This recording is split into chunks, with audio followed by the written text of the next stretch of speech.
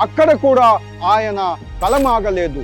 అక్కడే ఆయన సిద్ధాంతాలకు పదును పెట్టారు. 1917 రష్యాలో పరిస్థితి అల్లకల్లోలంగా మారింది. అక్టోబర్ రెవల్యూషన్ లెనిన్ నేతృత్వంలో బోల్షెవిక్ పార్టీ ప్రభుత్వాన్ని కూల్చివేసింది. ఇది ప్రపంచ చరిత్రలో ఒక మలుపు. మొదటి సోషలిస్టు రాష్ట్రానికి ఆరంభం. మొదటి ప్రపంచ యుద్ధంతో రష్యా అతలాకుతలమైంది. ఆకలి, పేదరికం రాజ్యమేలుతున్నాయి.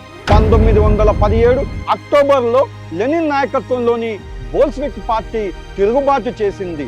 జార్ చక్రవర్తుల రక్తాక్షరాల పాలన అంతమైంది.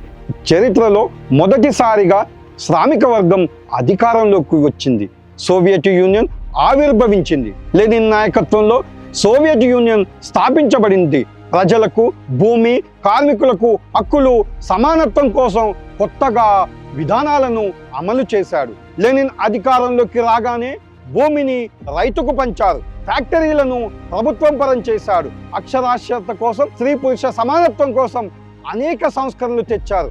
రష్యాకు ఆధునిక పారిశ్రామిక దేశంగా మార్చడానికి పునాదులు వేశారు.